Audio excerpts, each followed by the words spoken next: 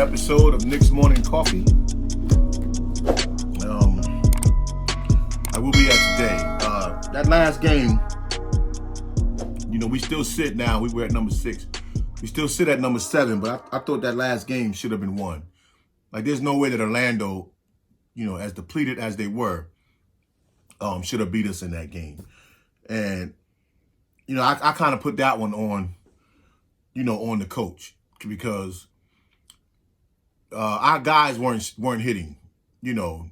Rose was off, but I think Rose need to be in there, especially in that second half.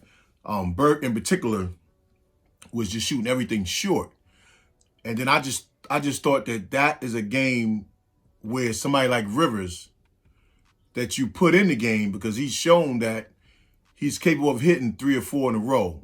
And that's all we really needed to get that lift. Like we couldn't get nobody to get us over the hump. So, when the Knicks now at this point, the way we've been playing this year, when we got to wave the white flag, really with like 5, 6, 7 minutes to go, there just was no push. And then that's when, okay, you got the tight rotation. We all kind of wanted that. But now, dip somebody else in there and see what's going because nobody's hitting. So, question with, the tight rotation. If it's like a 82-game season, shouldn't you, play Rivers to maybe give your starters a break every so often? Because Rivers was playing decent. It wasn't like he was playing bad to not get any minutes. So, I feel like that would probably help more throughout the season to just throw him in there because teams maybe not checking for him or he might get the upper hand in that sense. Yes and no because, a team, that's real too unorthodox when you really got now the Knicks are kind of building a foundation to be established. So, you don't want to get into the habit of, because other teams might call it resting guys. But just that when you see it's not going your way, don't just wait for foul trouble. Sometimes just be a chemistry thing. Just maybe that day somebody just don't got it, which I don't kind of understand how, especially in the second half, the way we started playing, how that many guys, can come up short on the jumpers. And then it wasn't even real jumpers. We was really just pulling. So it was just unusual to see that he just allowing that, coaches just allowing that to continue. And you don't want to get into that type of a habit. That's almost like the old Knicks, habit. So, we could chalk it up and say we give them, we give y'all that game, but it can't be the whole team. If it was Randall, okay, Randall's doing it. Okay, now you can sit him because somebody's going to come in and give you a spark. But when all your other guys besides Randall are doing it, now it needs to be a change. So somebody in that 10-man rotation needs to play. And in this sense, it needed to be Rivers. And then maybe even Knox. But at least with Rivers looks to shoot. The problem with Knox sometimes, you put him in maybe sometimes to be a savior because he can shoot. He'll pass up the shots. So I just thought, to me, Tibbs dropped the ball on that one. And then if you couldn't get your rotation set, then mix and match the rotation. Having guys that, maybe Peyton and Rose. Let Peyton push and maybe let Rose be the 2 to maybe turn into a score. Something could have gave us a spark, and I didn't see where the adjustments on that one was made. So I just kind of hope that in this sense, Tibbs take that one when they look at that film. Take that one and learn from that one. That one you don't throw out. That's not a loss. Like a blowout, okay, you throw that out. You don't throw that one out because a lot of silly little mistakes that was made in that one. And that's a game that, okay, you didn't have to win, but come on. You won 3 in a row. 4 in a row looks good. Helps me because of my theory of finishing in 6th, and now I'm even starting to think 5th. But, these are the kind of little things that we got to avoid, that game can come back to haunt us later on. Okay, then the other thing we talk about today is just a little bit about the Knicks trade rumors. Drummond's name is being floated with several teams, but particularly with the Knicks. I'd take Drummond. I'm not going to lobby myself for Drummond, only because I like our center, tandem. I like the combination that he brings to us at center. So, You bring in Drummond, who's the odd man out now. Well, not that Drummond can help us. Don't get me wrong in that sense. But I mean in terms of, in this case, at the center position, who's the odd man out? So you want to be able to get better, and you need one more veteran to get better. But you also, to protect the youth movement, Mitch, RJ, and Quigley kind of have to be mainstays in the rotation. So how do you fix that and be able to keep those guys? Because now you have the youth, and then you got your plethora of veterans. But so the Oladipo's a nice player. Injuries aside, it's just now that you got Rose, where do you go? Yeah, I see it as if you're not gonna make it better. So like Drummond, if he's not gonna be better than Nerlens Noel in the system, then no. And then what are you giving up? If you're giving up somebody that's already in your rotation in the system, and you're not getting nothing better for those positions, then no. Like just keep doing what I've been saying it. Just let them do what they've been doing. Yeah, I mean, yeah, again, Drummond is not really like a. Well, he'll have to get it. It's not like we got like a LeBron lobby. You know what I mean? Yeah. It's not like we got a KD. Yeah, he wouldn't hurt. It's just a matter of, right. He would fit in the system because he blocks shots, he rebounds, and he can get buckets. But again, we don't have to have that. So, of course, mine. I think I put something on my Instagram last week. Markieff Morris. See, he was unhappy in the Lakers because he was out of the rotation. But then AD get hurt, so I'm pretty sure by now, since AD got hurt and be out for a little bit, that he's gonna play. But that was something to me that the Knicks, look at it and see. Because I was telling somebody when they asked me how do I think that would work, the Lakers never wanted to lose Bullock in the first place. So you offer Bullock, maybe dangle Frank in there with it and maybe a second round pick. And then maybe, they would part with, they get their shooter back that they had loved so much. You get a wing defender or guard defender and Frank, and then you get like a late second round pick. For them, that could be a win, for them. But again, they need insurance too for injuries, just like we do. Yeah, I remember I said that a couple of episodes ago. I said if Tyson Chandler was there, I know we got Taj Gibson, but I think we went and got Taj Gibson, but Tyson Chandler was there. I don't know if he's still there, but that's insurance. It's not like he's gonna play no worse or better than Nerlens Noel. Like he's probably not gonna drive to the basket, but at least that would have been another big center body that been in there. Yeah, I think Tyson Chandler. I think he got a ring, right? He got a ring and was active. So I don't. He's insuring. I think I said that like, too. He know they want to win. He know where they're trying to go. He ain't really play bad for us. So yeah, but him and Noah also. I mean, I would even think about, since Tibbs is on this, bring back my kind of guys. I would even consider Noah, because I'm saying he still can protect the rim to that degree, but he'll bring another element in terms of the passing center. I understand what you're saying with Chandler. Chandler plays like the centers that we got. So, but Noah, as far as like throwing it into the post and playing out of the post, because that's his game, even the high post. So I mean, either way, I would have that insurance. If I had Noah at this point, it would have to be just on like the staff. He's not on the court because I don't see why not. Because the way he did us on the Knicks is like you thought he was going to be somebody vocal. Okay, but look at how the Knicks was going. So it doesn't matter. Look at Rose. When Rose did well. He had his numbers, but he didn't do well. I mean, he averaged about 18 that year with us, but this wasn't the same Rose that we got right now. He showed spurts of it though. Right. You put him back, I don't know, but I'm just saying, if for insurance, when you need it in a situation like this when Mitch is out, you put him in there and let him get some touches just to move the ball around, keep the defense honest, and it frees up other guys. I don't see where that would hurt. And then he knows Tibbs' defensive system. So it wouldn't hurt. In fact, it could help you, in the long run, having somebody down there, because, Mitch and them guys, even Randall, they still need help on the defense. We're doing good as a team. Yeah, at this point, I'm thinking of like a center that if Tyson Chandler, if you're not playing right now and you're not on no team, then it can't hurt you just to sit on the bench just because somebody got hurt. So if Taj Gibson is still going to be ahead of you, I'm saying like, hey, put somebody on the bench like him that I ain't got no problem with that. yeah, like let the rotation still be the rotation. But now that Mitch is out, all right, so now move him. Now he's third in the rotation. Don't put nobody there that is really not gonna. I know he's probably better than Taj Gibson, but just leave Taj Gibson in the rotation. That's all.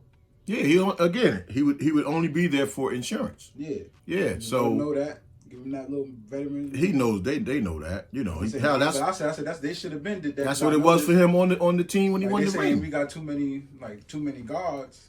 Now what happened if one of them do go down? Now we're gonna be thinking Austin Rivers. Mm-hmm. You know what I mean? So what about it might even be a blessing. Think if we did God forbid, but Alfred Payton get hurt. And now you did have to move D Rose up and then quickly. You gonna be mad that you got Austin Rivers back there? No? Hey, it worked for me. What about Levine? What about Zach? Exactly. I do want him, but what you gonna give up for him? Yeah, that's why I'm not really At this point, like I said, I know I've been hard on Randall, but at this point, are you gonna get players that compliment him? Or like maybe come behind him? Yeah. Or are you gonna just really just trade him for somebody else in a different position or the same position to score? So now, yeah, he having his best year. I don't know if I actually really trust it. You know, so now I'm gonna go back again to who I like to see, and I don't know if we got the week and how often I'm saying it, but I think Jabari Parker at the 3 fills a lot of holes for us. You know, like he just plays away, and 2, you know, for some of y'all, I mean, just go back and Google or YouTube him and look at some more of the way he plays.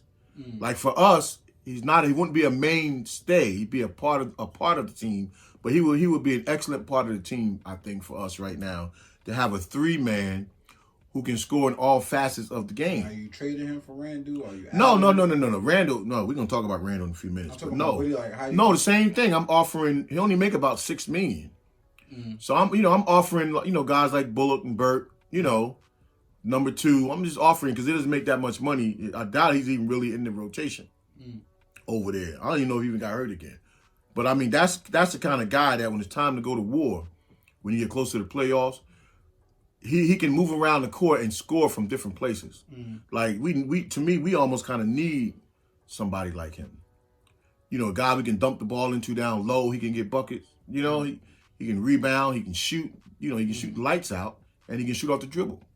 And the guy that can drive, and that helps Randall, and it helps Rose because he'll create movement. And when he gets the ball, he can do something with it in traffic. Not just standing in the corner waiting for a 3-point shot.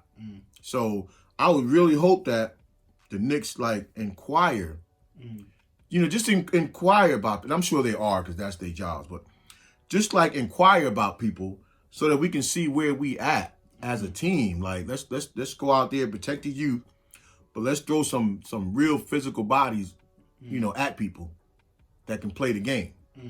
These guys, they're not robots, and that's what we got to try to get away from too.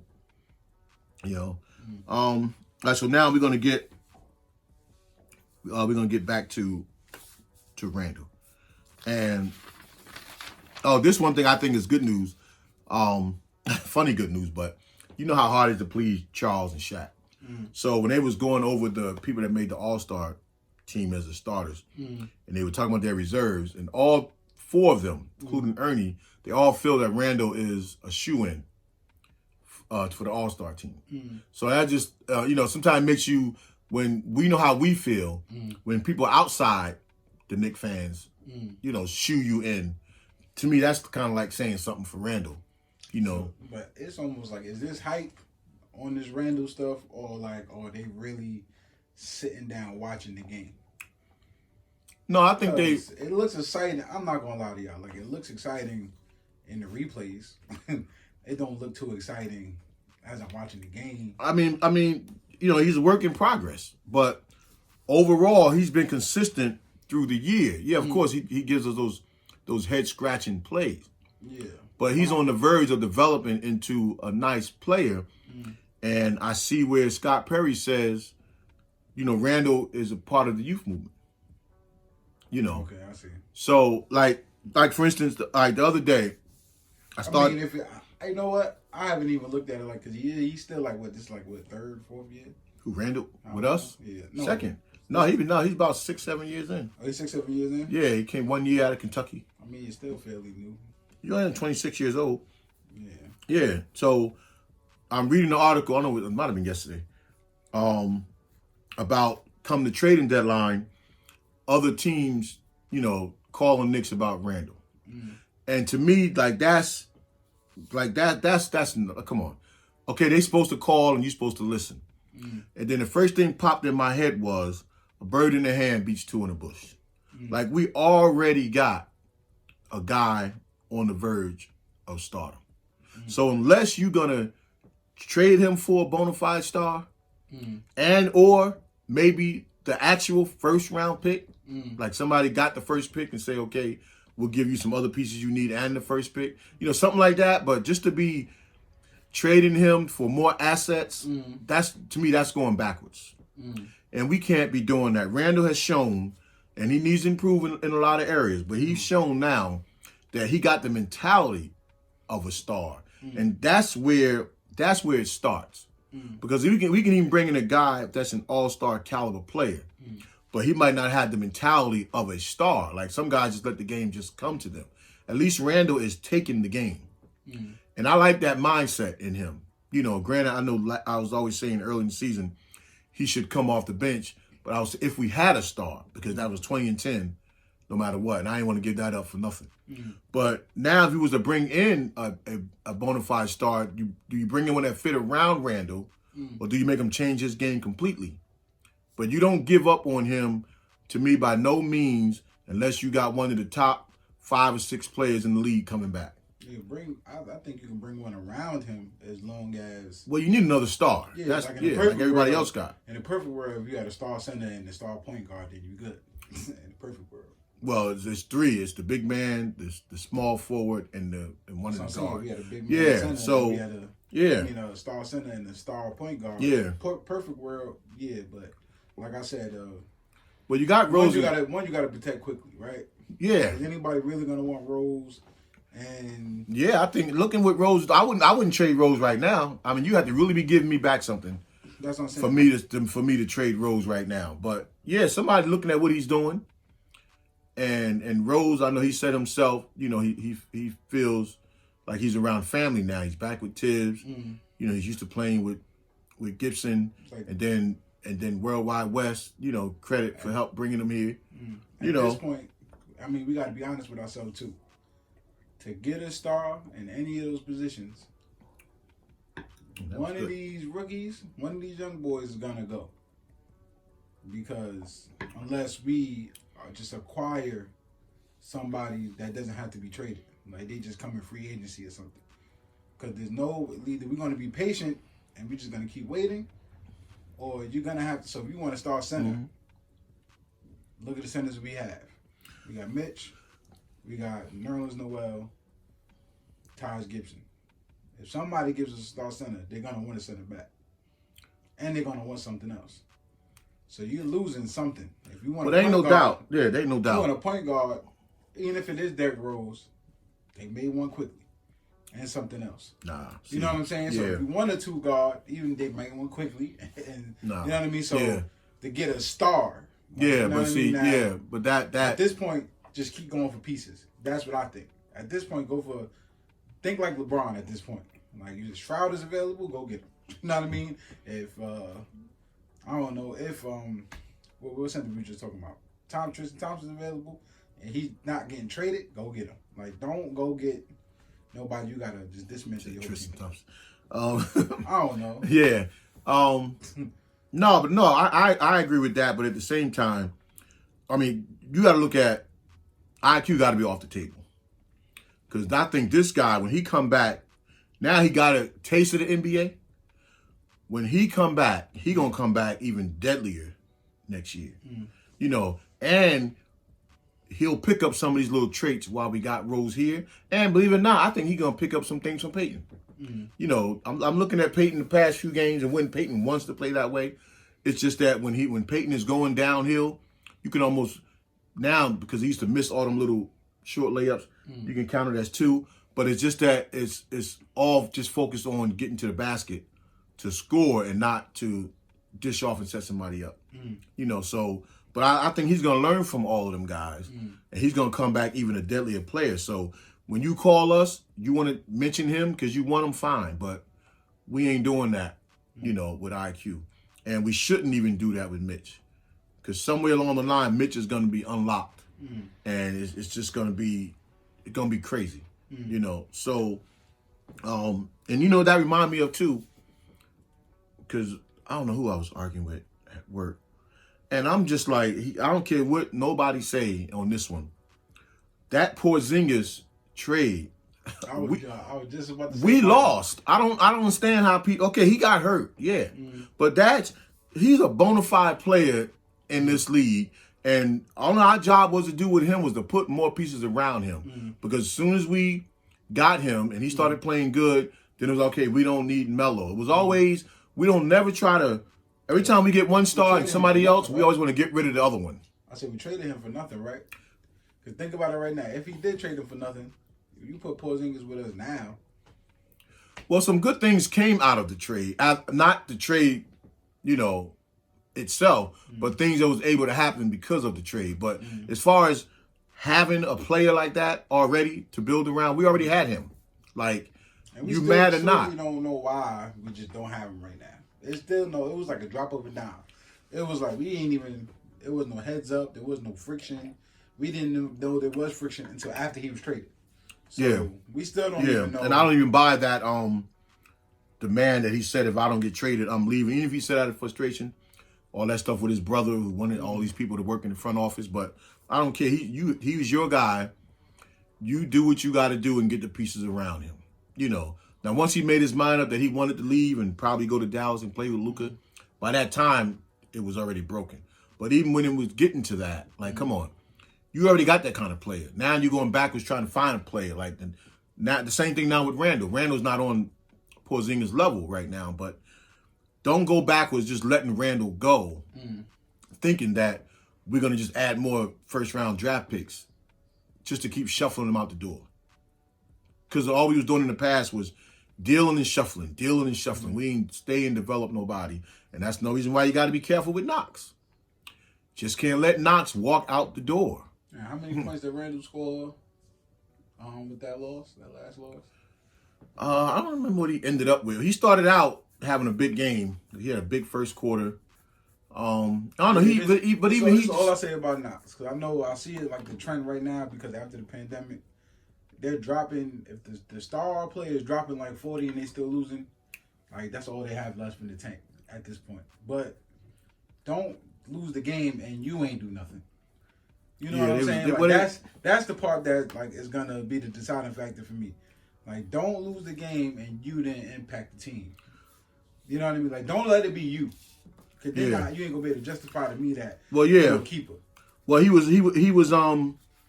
was settling for shots. So that right, you know, that was just, it was short, you know, and he was coming to mind and Burke was coming to mind because it seemed like they were just pulling, hitting in front of the rim. If you know you don't have it, then just keep moving it. But something should have been called from the sideline to straighten that out.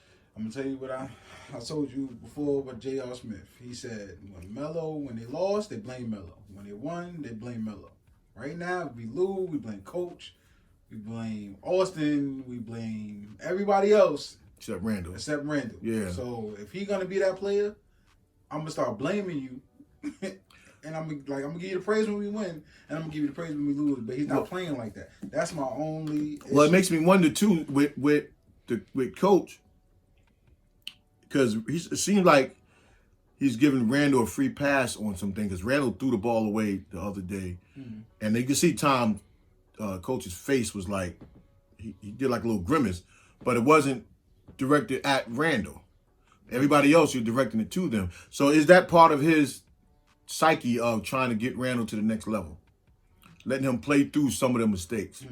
Because one thing and I don't like that neither, but one thing you don't want to do is caution You don't want to caution him for some of the things that he's doing. Man, listen, Randall need to take a page out of LeBron book because even when you mess up, you throw the ball away. LeBron make it act like it's your fault. It might have been your fault. Well, he does do that. You should have been there. No, Randall does do that. But you should have been looking before you threw the ball over there. Yeah. You should have knew. So Randall does that. He does that. He does it, but he yells. He's not yelling. He give people the look and that old thing he does when he know he threw the ball. His whole demeanor. I mean, like I said, the NBA must just like Randall right now. But listen, he earned it. Show me that, and then I'm like, all right, cool. Yeah, but he's earning it. To me, like the whole year he been consistent. So that means you can only get better. Some may say contract year because we got him next year again on our option, which they're going to pick up. And then you get the story of should we extend him? Like you can wait till the end of the season just because you got the ball in your court. But yeah, right now the mindset got to be extending him. Yeah, Vegas can't be choosers, but listen, look, Randall, I don't want no like a John Wall and Bradley Beal. They ain't win. When Westbrook was over there in OKC, who he's with? They ain't win. No, not them. Harden was over there in Houston at that time. They ain't win. Like, is Randall just gonna be another person that we gonna say he's good and we just never win? Like, no, I need to see winners on the Knicks. Right now that's what I want to see. Like, don't tell me nothing about Randall. And look, LeBron winning, AD, now he winning, Kawhi winning. Like, those players winning. In a sense, even though our record don't totally show it, you could say we winning because we got for the first time in a long time. Because it's like the same players we had last year, and we got a foundation. Like if somebody say, "Nah, I want to go to the Knicks," they know they're going to play hard defensively, and they know they're going to be able to be creative offensively, because Tibbs still gives you that. And now we see why Derek was a star like that in his Bulls years, because he had the green light. Tibbs gave him the green light within his little system. Players got the freedom to be the kind of player you want to be. So that part is on you as an individual player. So you get better individually, you can make it on Tibbs' teams because he's going to put in a solid foundation for you on the defensive end. So now that's where the Knicks got to hang their hat. Remember back in the day, we played good defense, but we couldn't score to save our life. Ewing get 30, 35, and that was it. So, you had to wait around for Starks to get hot, which usually came at the end of the game, make a break. So I like this foundation that, that Tibbs is setting. Now, I was kind of shocked to find out the last game that we are last, and I guess attempts made to the basket. Seemed like we take a lot of shots, right? So look at the room for an improvement. That's on the players then. Speed the game up. Derek is trying, but nobody's really running with him on a regular basis. So the Knicks now have a foundation to build on that. Now somebody can say, I want to go play for the Knicks. And you're going to get tangible results. So I'm with it. I think we're in a good spot. I think that win, if we would have won the Orlando, that 4 in a row would have been a big 4 in a row for us. Just to know that we was coming home for 3 or 4, the San Antonio game is canceled.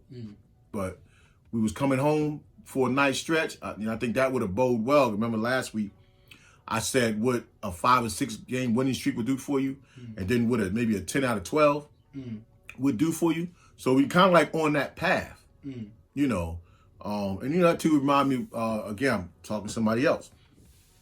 And we was talking about that in particular, because this was before the game we lost, and we was like, wow, the Knicks win tonight, 4 in a row, and now we can go home. And before the San Antonio game was canceled, that could be another 4 maybe. Let's say you get those. So there you got 8. And then, so he was asking about the hindsight of, what we do and even what the guys on TV do. And all I told him was everybody's guessing.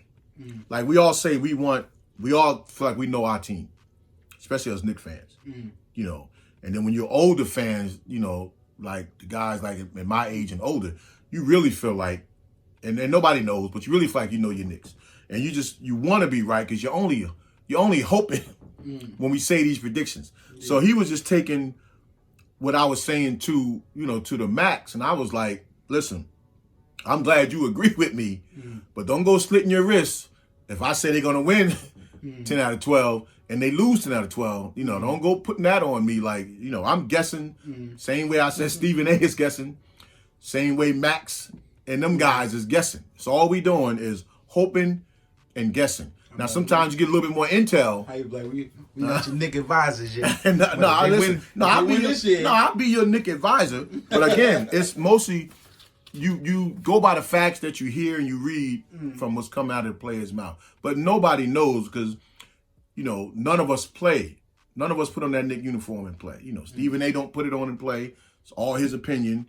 Shaq don't put it on and play. It's his opinion. I played back in 08 now. So, yeah, but I just wanted to let that cat know. I appreciate, you like the insight. But, I'm speculating and guessing, but mostly we're hoping. Things that we want the Knicks to do. But, with that said, let me Yeah, we on the move. And stay with us too, man, because there's more to come. Eventually we're gonna be able to hopefully get into some lives so we can communicate with y'all, back and forth. Okay, some comments from last week. Brian F. Okay, he feels all right. Knox, Frank, Payton, Rivers all need to go, right? And I ain't really that sure about that because some of them, we need insurance in case somebody get hurt. Like we don't have to even if they're not gonna play and they know they're not gonna play. The only one I'm really sold. I'm not really sold to anybody, but the only person that's like if they're gone, is like Knox. Ntilikina. Again, if you're gonna get something back, right? But just to trade them to make room, no, no sense in doing that. When somebody gets hurt, they've been starters in this league. They can fill right in. White Falcon 44. I guess he was correcting me, on the comment from last week, saying Rivers is a point guard, not a shooting guard. And you're right. Technically, he's a point guard, but we use him as a shooting guard and a utility player. But yeah, he's technically a point guard, but he's not a point guard for the Knicks. He comes in and do that. Okay, my man Andy K, he said he loves the moves that the Knicks made with Derrick Rose for DSJ, and he appreciate the work in the relationship from Worldwide West from bringing Rose in. And we know that that's going to be a whole lot of players that eventually, West is going to be able to have an influence on bringing in. Because I know that for a fact him and Rose Leon Rose rather, are putting their heads together just trying to figure out the timing of bringing back certain players or bringing in certain players, so you can try to get rid of that stigma, that this is all we trying to do. Okay, the New York Knicks work show and Brian F., they think that Zach LaVine would be a good answer for us. And we talked about that a little bit. Now, he's a good player, but we don't want to give up the house. I would love Zach LaVine. I like his style of play. It's just that at this point, it's not no more better than Randolph. Well, you ain't trading him for Randolph. Who you trading? So we need help at the 3. Where he's at? So Zach LaVine's on Chicago, right? Yeah, if somebody can come in at the 3, they're not giving him up for nothing. Yeah, I know. So not for Randall. I'm not hating on. He having his best year, like Randall's having his best year, but that's not a swap for me. Now, if there's other ways to get it done, and Zach can play the 3, then you go ahead and do what you got to do. But right now, I'm heartfelt on Jabari, only because he'll be low maintenance for us, and he'll still be able to get it done. Yeah, I still like that Lonzo Ball idea, but. Those things aren't far fetched. I think that's as you get closer to the trading deadline, we're going to see. That's good. That's really good for us because we probably don't have to give up much. We might even earn some more back from that. So, and that also might be something that could wait till the off season. On there that we might can use. So, other than Lonzo, if they can't, I ain't never really look at their bench, but who they got on their bench? I can't think off the top of my head. But if you can't score or defend, we don't need you. Now the Knicks will finally say to people, "Now we don't need you just for your name no more." Now, not Lonzo. I'm just talking about just bringing in players because we got a foundation. All right, so we also appreciate the comments from last week. And one more, my bad. Kuzma. Kuzma. Listen, Yeah, I don't know why. but again, I take Kuzma now, especially at the 3. Mm-hmm. You know, But if you bring but back Lonzo and you got Kuzma, you bring. Nah, you ain't getting all. You start doing that. Now I gotta sit back for that. You start doing that, and then you got you got to give up something. Yeah. You talking about long? Now that's maybe something you can work out in the off season. Yeah, but if you're still trying to protect the core, and maybe they like Knox. You know, Knox is a corner 3 type of a player because with LeBron and AD, Kuzma gets to move around and he needs to touch the ball, so he doesn't fit. Maybe so maybe you could swing those type of deals. But that's the shrewdness of a GM to be able to pull those type of things off. So yeah, you know what? I got faith in them because they've been, to me, they haven't made a bad move yet. I really can't point out a move that they made that was like, why I did that. Again, in Tibbs' system, what's bad in his system? Because you come in, you're gonna have to play D. You're gonna be held accountable on the defensive side of the ball. No, so but what I'm saying is, when we draft quickly, and who else? They made good moves. They questioned it, and now we're looking at it now like even bringing back Peyton shown to be a good move. So a good move, and then now we got the Rose and trade for DSJ. Clearly looked like a good move. So that's 2 for 2. So and it's something usually we get new GMs and stuff. The moves be questionable. Like, why would you even do that? Yeah, I mean, so it's the first time. I mean, y'all let me know in the comments because this is the first time I feel like management is actually being management. Well, there'll be some misses because there's people that just won't come here. But just because they have relationships, and those are minor moves too. But just because they have relationships, they should be able to get some things done. Look at all the high players that had a bad relationship with the Knicks are now backtracking their relationship, even like KD. Almost not apologizing, but almost like, oh no, I didn't dislike the Knicks because the relationships that they got over right, and everybody that got a relationship with World Wide West is gonna backtrack, rather they come here or not. And I'm pretty sure they'll have them conversations. Okay, you don't want to come, but don't hurt me. The same way I helped you as a kid get to where you got to go. I just need you. Just don't say that kind of stuff. Help me be able to recruit by not saying it. So I could feel that. All right, so let's see what happens. We got a 3-game homestand coming up. These are games that could be won, right? So, and let's see where we fall. I'm still going to stick to my theory of not just making the playoffs, but finishing 6th. Kind of getting greedy, thinking that fight for 5, 4 and 5 would be a team you could beat. I was telling them at work 3.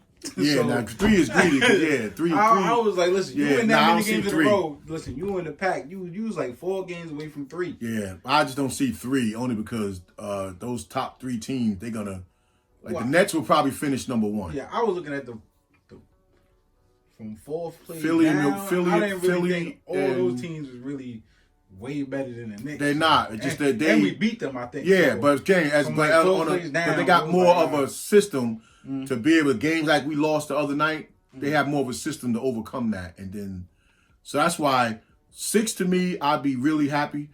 If you can get to 5, which I think could be doable, and just have a 4 and 5 seed. And now you can start looking to the second round, but again, you won't put the cart before the horse, or however that go. But again, the playoffs should be something that we already know we should be able to get in, and let's look for seeding in the playoffs. So all right. With that said, I'm out. Everybody be safe. The weather's kind of crazy out here this weekend, and peace. Peace.